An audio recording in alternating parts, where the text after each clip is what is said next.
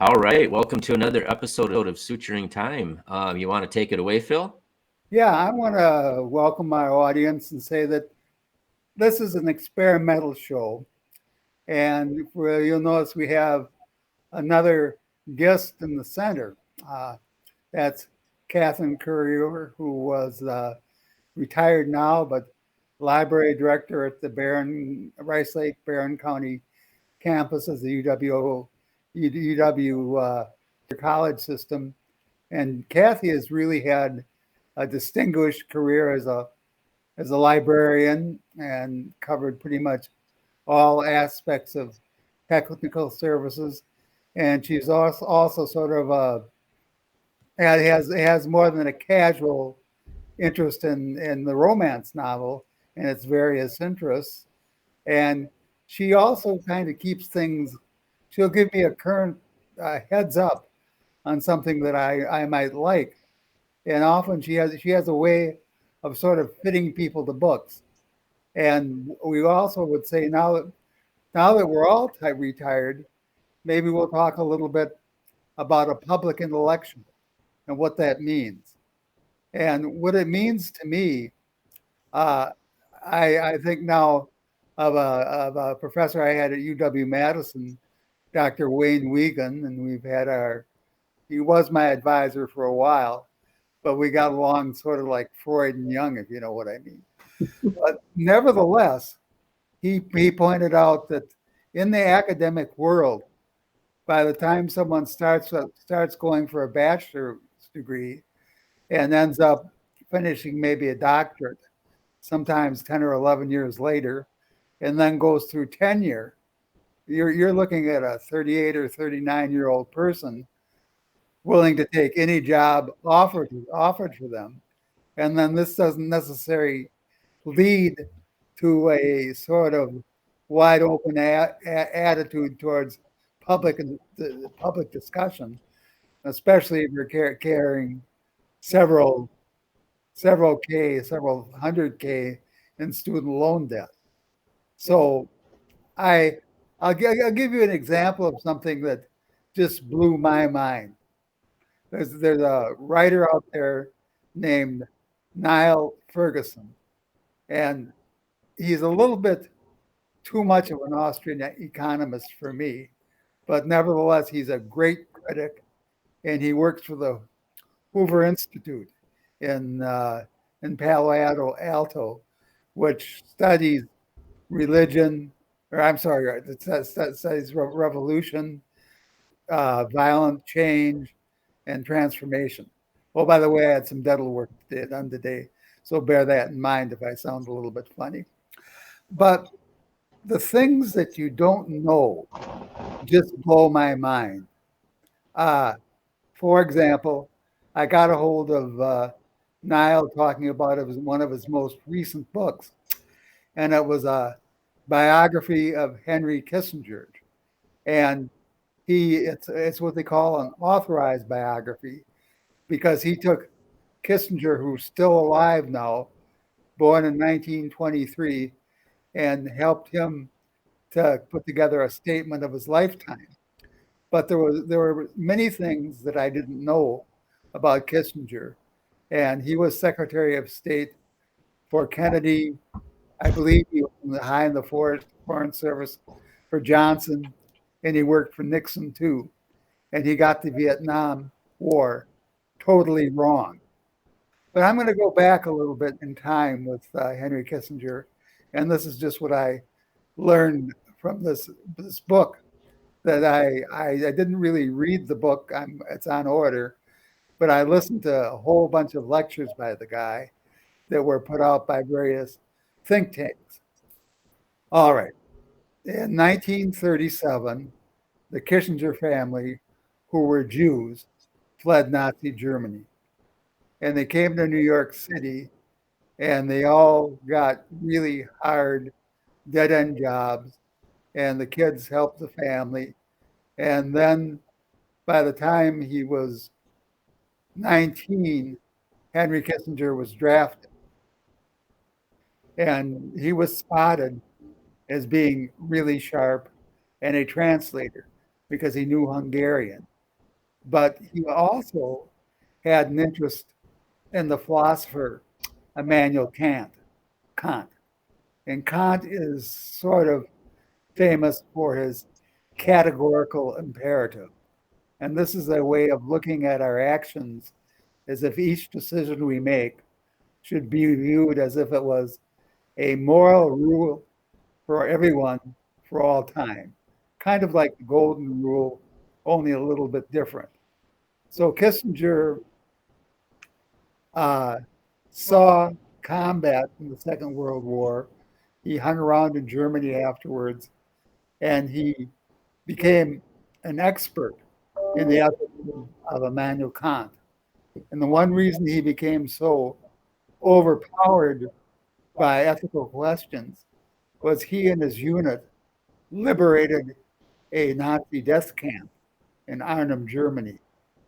And on the night that Hitler committed suicide, he and those GIs promised themselves that they would dedicate their lives to making sure that everyone who died to make this monster go away did not die in vain.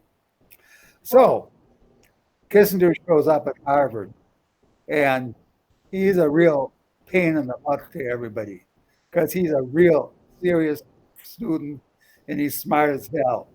So somebody said, well, let's assign him to our, there was some really big professor, you can read the book for it, who was famous for writing big books and getting them, like on Book of the Month, making a lot of money for him in Harvard. And suddenly they gave him this really bright guy who actually wanted to learn something from him.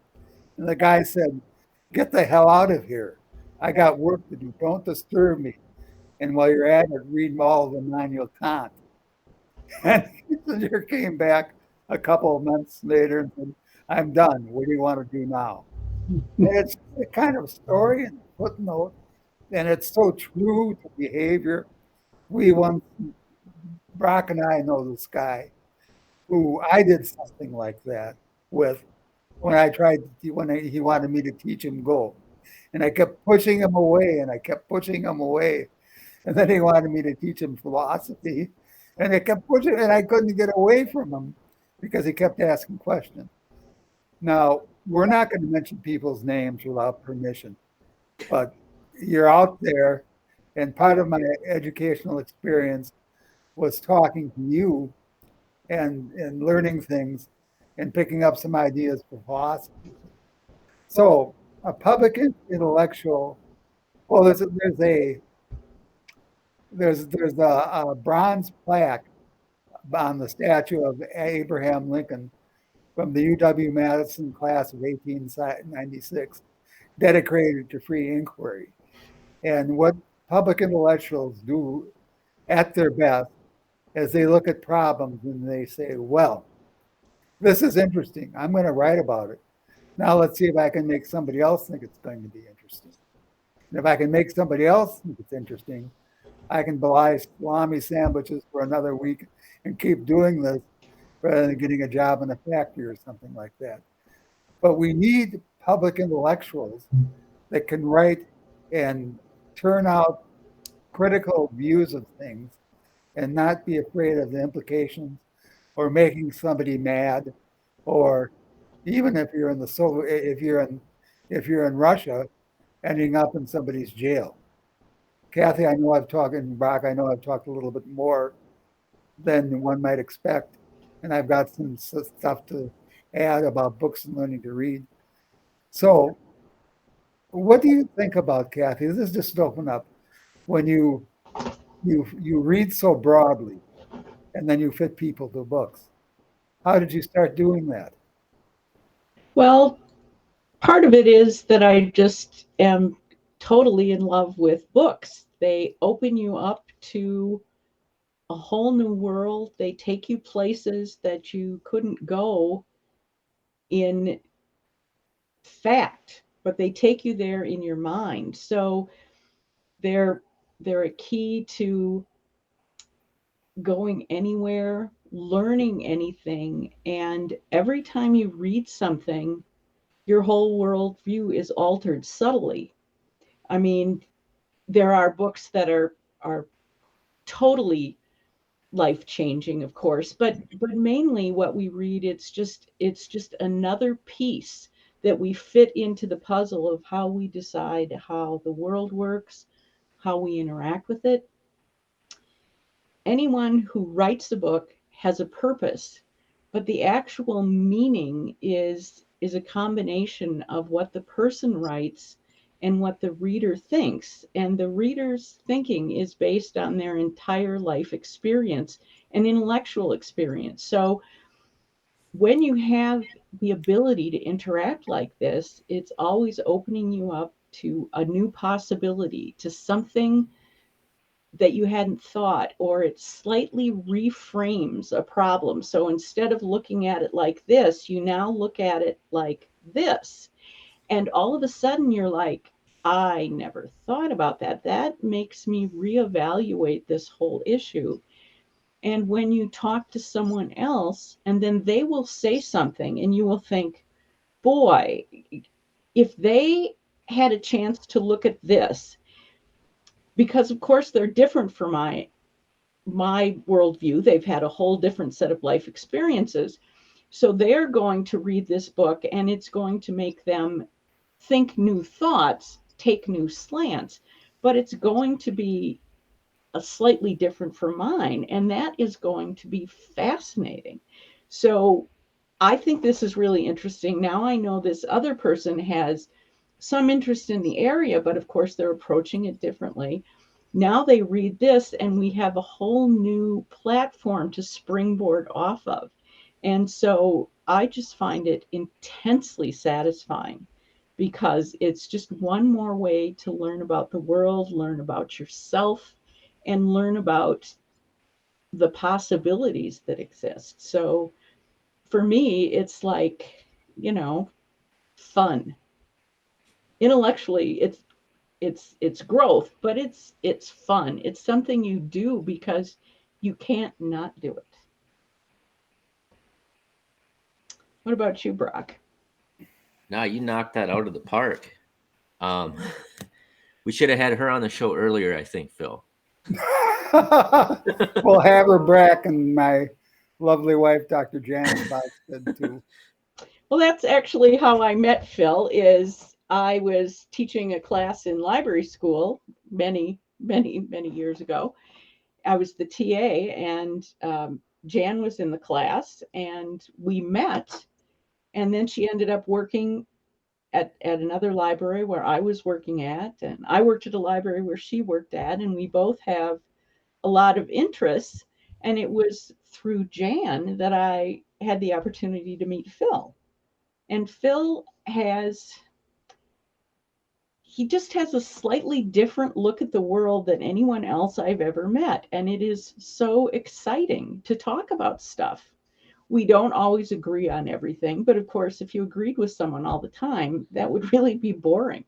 It's a chance to say X, and you were sort of thinking Z, and all of a sudden it's like, whoa, what's this whole, R thing going on?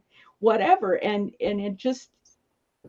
it's just a very exciting thing and Jan has a very different view, but we have a lot of things that we both really like. We went to Oxford together, and we were basically working on library things, but we also had an intellectual interest in romance novels and the way they change. Now, they don't do it anymore because of publishing has changed so much. But in the old days, if I wrote a book, they would publish it in Britain, and then they would also publish it in the United States. But since it had to be reprinted anyway, they'd edit it and make major changes. Then they'd print it in France, and they would make still more changes based on what they thought would would be the most effective way into the reading population in that country. And it was very fascinating to see the changes that were made in the British edition, the American edition, and the French edition. Now, Jan can read a few more languages than I can, so she also did some stuff with Chinese, and I totally I can hardly hear it, let alone read. I can't read it. But it says something about the culture when they make those changes. And I find that fascinating. So anyway, it's just one more way that, you know, you get to know somebody and they know someone, and then you talk about this book and you talk about that subject, and all of a sudden you're just subtly moving through and changing all these patterns in your life, and it's so amazingly wonderful. Yeah, it's very interesting because I don't even remember what we were studying at the time, but before Phil and I would put some shows together, we would just study different things and we would listen to some audio books, and then we would, you know, discuss it and Mm-hmm. decide what we were going to listen to next, or maybe watch YouTube videos. And I don't even remember exactly what it was at the time, but Phil, after one of our discussions, Phil was talking with one of his other friends about it, and she introduced Phil. Well, I mean, Phil knew about this person, but to Albert North Whitehead, who I had never known anything about. But the experience that she brought to listening to Phil and I, you know, the discussion, you know, when Phil talked about the discussion that Phil and I had, she brought Mm-hmm. this experience and background and philosophy background, and had done some work on Albert North Whitehead. And that led us to dig into it a bit. And I did some digging into it on my own as well, outside of just time with Phil. And it's really interesting because the stuff I got from that, I've seen kind of tie into a bunch of different things. So I I'm not good at articulating it, but I know exactly what you're saying. That experience in background, different background that she had, brought Mm-hmm. that to Phil, and then that brought that to me, and I've actually changed the way I view some things based on some information that I've acquired since then. So it's a Mm-hmm. really interesting view take, and it would be cool, you know, like to be like in your situation where you can steer people towards, try to like match what, you know, what can steer, you know, a person's information that they do, that can change the way they look at Mm-hmm. things in the future. It's really interesting.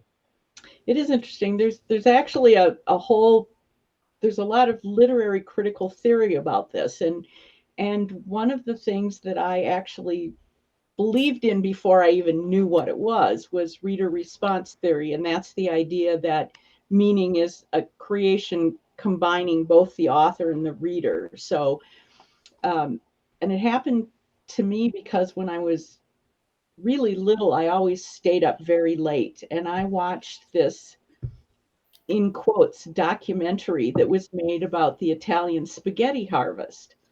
And Sergio Leone, who was a really famous Western director, and they did most of them in Italy because it was cheap and the country looked very barren, had people dress up in very rustic black clothes with big baskets, and they went out into an olive grove and they harvested spaghetti off the trees.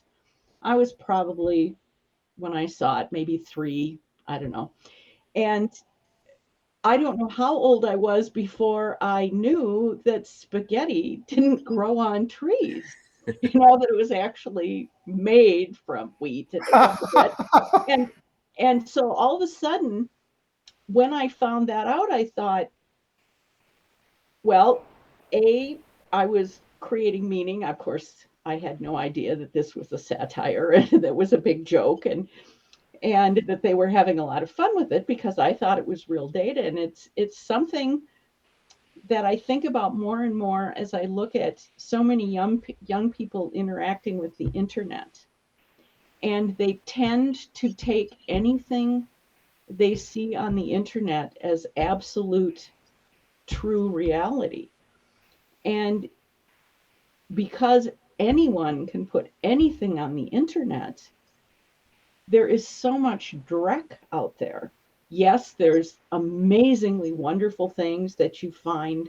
You can stumble across them, you can search them out, you can hear about them, and they're incredible. And then there is just so much garbage. And some of it is garbage because it's been put out there as a joke or as a satire or trying to make it look so ludicrous that somebody will think about the real problem, and yet another person will look at that work and say, oh, that's true, isn't that terrible? And so it always breaks my heart when we see people who don't have the ability to critically look at what they're seeing and take a step back and say, is this someone trying to share information? Is this something, a piece to make me think? Is this somebody who is deliberately trying to push a falsehood out there because they want to make money, or they have a political reason, or some kind of a weird social reason they want people to believe this falsehood? And when I look at so many young people, I can just remember working with them in classes, and they would be about like, it's on the internet. And it's a very heartbreaking thing when you see people who are coming into it that way, where for them it's so true. And I remember myself, I was very little, but I totally, absolutely believe spaghetti grew on trees. It was a great little piece. I think you can still find it on the internet, but it's a really terrible production, and the internet copy is even worse than the original. But I didn't have any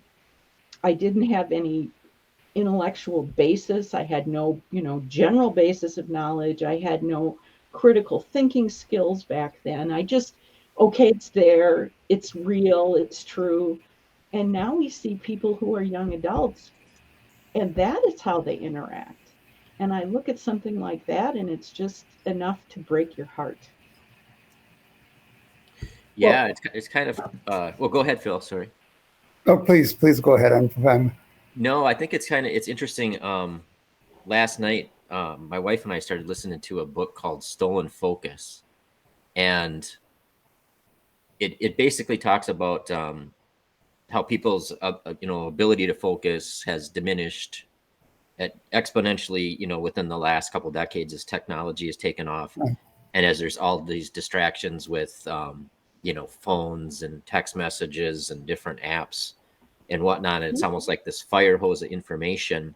yeah. And they talk about, and we only got through the first two chapters, but I think maybe it'd be interesting to explore sometime with the two of you, because I think this, like Kathy's perspective, she's probably lived, seeing like a gradual shift, where what she's talking about is when she was young and saw the spaghetti documentary, Growing on Trees. Well, now people are so overwhelmed with information coming at them that they can't. Apparently, people can only truly process one thing at a time, and as people's attention spans um, basically dither away because of the environment that they're in, then they lose their ability to look at things critically.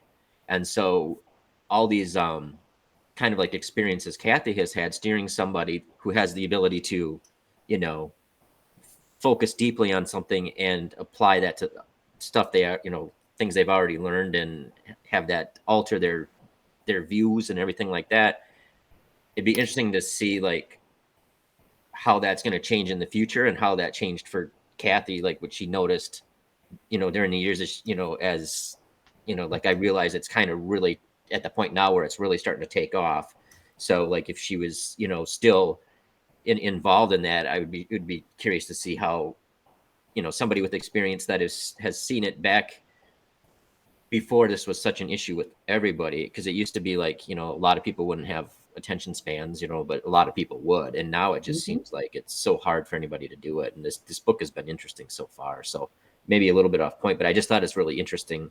I don't know.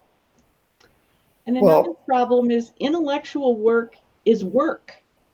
Right. I mean, if I'm going to find out about something, you start by doing a very simple broadcast out into the book world, the media, the internet. You want just to have a little basic information. But if you're going to really find out about it, you need to dig in. You need to look at what you find. You have to look at where it comes from. I know when I was teaching, I put up a very, very tiny chemistry site on the web, and I would have I put a couple things that had nothing to do with each other together. Named a couple of chemical things. And what I know about chemistry, I learned largely from searching, but my training was I took an hour class the first day in college and said, this just isn't for me. I'm going to flip over to biology and physiology, and I'm just going to ignore chemistry. So that's the kind of knowledge I have. I mean, I can manipulate the databases, but I have to have a person who has an actual knowledge of wanting to find something to be able to find it for them, because I don't know what they're talking about. I can get into the data and I can manipulate the vocabulary, but I don't know the information. And I would have my students go out and look and find stuff, and they almost inevitably only found the site I put up, because nobody who knew anything about chemistry would ever take these two things and talk about them at the same time, because they had nothing to do with each other. And that's why they always ended up at my site, because I did that, and it was a really terrible thing to do. And there was no real data on the site. It was teeny tiny. It had about, a page. But it was a way for students, and they're going like, yeah, we found it. It's here. And I said, okay, well, what can you tell me about that? Well, it's on the internet. Okay. So it's at the bottom of a bird cage. What else is it? Who did it? Did they have any credentials? Do they have any experience? Can they say they know something? And of course, they had never looked at that. And since I put it up, I told them, I said, I put that up and I know absolutely nothing about it. And I did it just so that you would have this experience where you would get to a place that was not good, simply so that you would have the experience of finding garbage. Yeah. And they're like, but it's on the internet. And I said, yeah, and I could do that. So what if you or somebody who wanted people to get in trouble, and maybe do something that could hurt them or hurt someone else, put up a site? And it's like, but it's on the internet. And it's like, no, you have to do the work. I'm going to speak a little bit from the standpoint of people with learning disabilities. And I have some pretty serious ones. And it took me a long time to learn to read, partially because I did not like children's stories very much. But there was a comic book that we should all look up. It's called Little Lulu. And Little Lulu had a very fat, very smart friend named Tubby. He was a little too smart for his own good. But I really identified with Tubby, even though I couldn't read the comics. And then one night, I stayed up very late when the rest of my family had gone to bed, peed on the side of the toilet, the inside, so I wouldn't wake them up. And by morning, I could read. And then at that particular time, gladiator movies were really popular. And I remember one was called Quo Vadis. And here were these Roman soldiers coming in there, and they're persecuting the Christians. And some Christian is wrestling with a bull. And I'm really getting to like it. And I'm thinking, is this their hair sticking out of their helmet? Or is that some kind of a plume? And I started, my father gave me a collection of books. They were called the Landmark books. And they were by famous authors, but written at a young adult level. And I was about 11, or maybe 10 for sure. And at first I couldn't read it. It was one of the Battle of Gettysburg.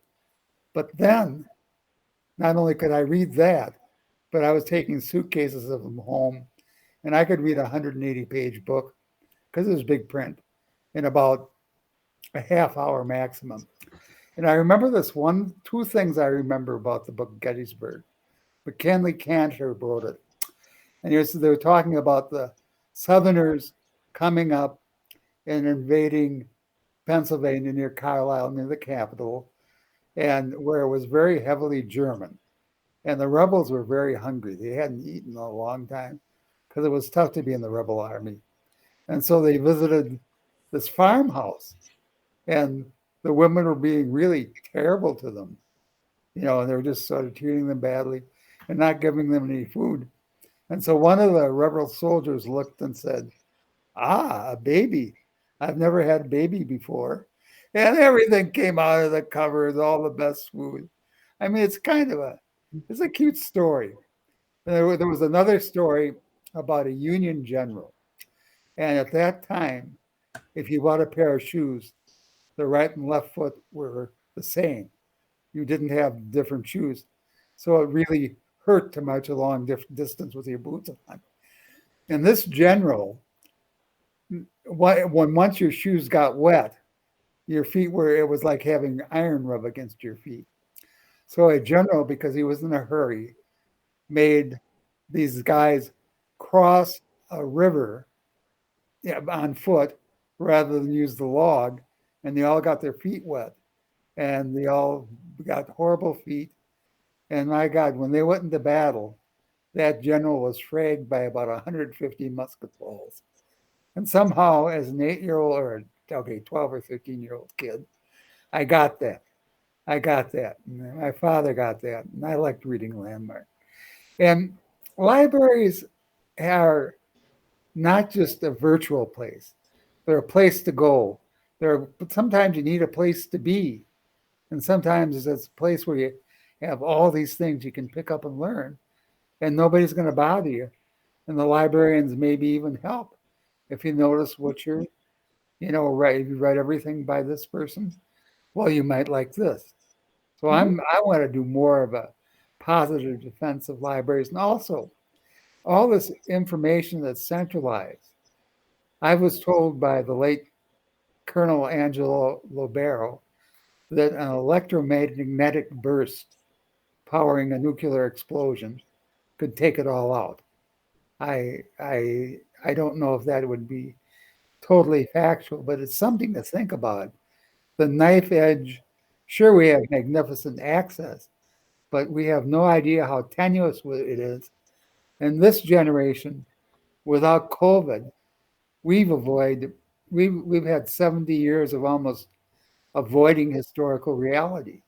And now the boot is coming back to bite us, so to speak. I'm trying to keep my language clean. So that's my little speech for now. Well, an electromagnetic pulse would be incredibly dangerous because it would break most of our big industry and our electrical grid and our water power. Everything runs through computers. And what it would do would wreck the computers. So the electrical grid would go down. We don't have a hardened grid in this country. We don't really have in most of the world, except in very isolated spots. So the banking would disappear. Education would disappear. The internet would be gone. Cell phones would be gone. All of this, we would have to then, it would be like we'd been kicked back before electricity. So, I don't know all the implications, but I do know there was a huge electromagnetic pulse that actually came from the sun back in, was it the late 1800s, early 1900s? Mm-hmm. And it knocked out all the telegrams. All the telegraph communication was gone. And in fact, it was so powerful, it started fires in offices all over, telegraph places. And that was when hardly anything was run that way. What would happen if it was an occurrence that could happen now? And that was generated by the sun. Now, the sun could certainly do that again. And it could be devastating. But now we know how to do it maliciously as a weapon. So it is something that could happen. A friend of mine, she's a Minneapolis writer. She's been reasonably successful, and her name is Lyda Morehouse. I sort of trained with her as a writer, and maybe I'll mention that I mentioned her on the show. But she was writing about AI way before it had been fully realized, and she was writing it from the perspective of how the church would view AIs. It was a Catholic church that in her world, and whether or not they came to the point of having souls. But the most severe penalty for anybody that lived in that world was to be excommunicated. But you were excommunicated from the web. That was how you broke out of communication. And we reach out to each other and talk as if we're in the same room, and we take it for granted. But 30 years ago when we started, it wasn't this way at all. The way the internet really started was a bunch of scientists using DOS format were trying to show each other what they did and come up with interesting ideas and sort of share. And we built this whole proud tower. Proud Tower is a title for a book by Barbara Tuchman, who also wrote The Guns of August. And it's about life in the 14th century, I think it was, and how different it was than life now, and how we so much take it for granted. So I'm pretty much happy with what we have now. Do we have ideas for future shows?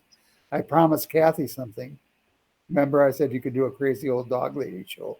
Yeah. No, I think we should have Kathy on. I think there's a lot more like spinning off of what we talked about today that we could cover too. So it's hard to get too deep in the amount of time we have for one show, but it was really fascinating stuff. Well, one thing Kathy's been kind enough to help me with as a volunteer is I have bibliographies of just about every academic paper that I've written. And some of those books are significant.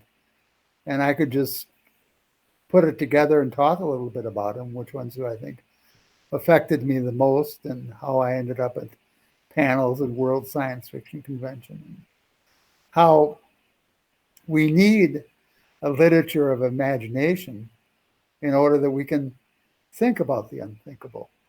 There's a book called Canticle for Leibowitz.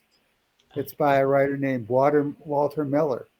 And he too was a World War II veteran, and he saw the siege of Cassino.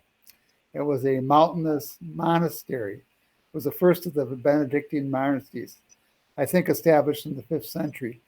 And it took the American army months to take it. And out of that destruction, Walter Miller wrote a post-nuclear war Holocaust novel from a standpoint of a surviving monastery that was trying to keep learning alive from the vengeful know-nothings who lynched all the scientists and stuff for bringing these horrible things into the world. It's still a very powerful book. And I remember I read it and I listened to it on public radio. And one time I read it during the 1967 Arab-Israeli War, where we weren't sure whether Israel was going to nuke or not. That's just one example. Yeah, this lifts me up to do some work. I'm pleased with this idea. Oh yeah, I'm also trying to write a beloved children's book.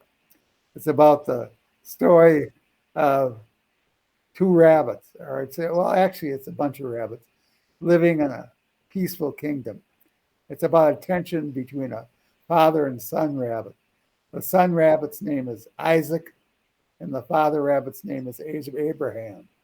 And it's time to turn Isaac over to the owls. What's going to happen? Tune in. You heard it from me. All right. It's a good story. And I just happen to have a rabbit warren that lives under my front porch in Eau Claire, Wisconsin. And a couple days ago, I was stood down by a squirrel. I couldn't believe it. I was coming down my ramp fast as I could, and the squirrel stands up. I ain't moving, guy. Somehow I think that's going to be. I'm going to move that dramatic moment into that, and into that story. And I don't want to spoil it, but I will. I will tell the story of the peaceful kingdom. And I want to make everybody feel good because I wouldn't want any rabbits or anything to be hurt or harmed or anybody to feel bad or anything. Because somebody is going to say, well, those mommy owls, they have to feed their children too. And you've got to understand that. My reaction to that is, well, they can learn to like worms, right? Or become vegetarian. Well, okay, I'm a little Sam Kinison today. Maybe it's the Nova. I think I did pretty good. Well, shoot, you guys want to sign off? Well, let's think some more about. Maybe we'll do a little more with this if I came up with a book list, or we could keep do not. Let's do a little production time with this. Let's keep this going. I'll do some work. And you want to talk about Whitehead next week? Yeah, we could talk about Whitehead sometime. Yeah. I'm actually encouraged to do prep work. Because it seems to me like, with Whitehead, with that kind of theory about this filter that's filtering out all this information. Yeah. It'd be good to have an information scientist on here, wouldn't it? I think maybe we found one. Yeah, well, actually, Kathy recommended a book to me called Signal to Noise. And within, it was just I read it really fast. I read it on my Kindle. So I listened to it out loud. And the interesting thing about a signal to noise ratio is if you get rid of all the noise, then the signal becomes really hard to understand because we need redundancy. We need to repeat things for people are talking about, especially when people have 19-second attention spans, Yeah. Just thinking. Mm-hmm. Well, should we do it? Let's do the closure and talk a little bit more then. Yeah, sounds good. All right. Well, thank you so much, Kathy. I hope you'll join us again. Well, it's been fun. Yeah. It certainly has. We're gonna have to get another hat for Kathy. Yeah. Yes. Hopefully it would arrive faster than these did, huh? Yeah.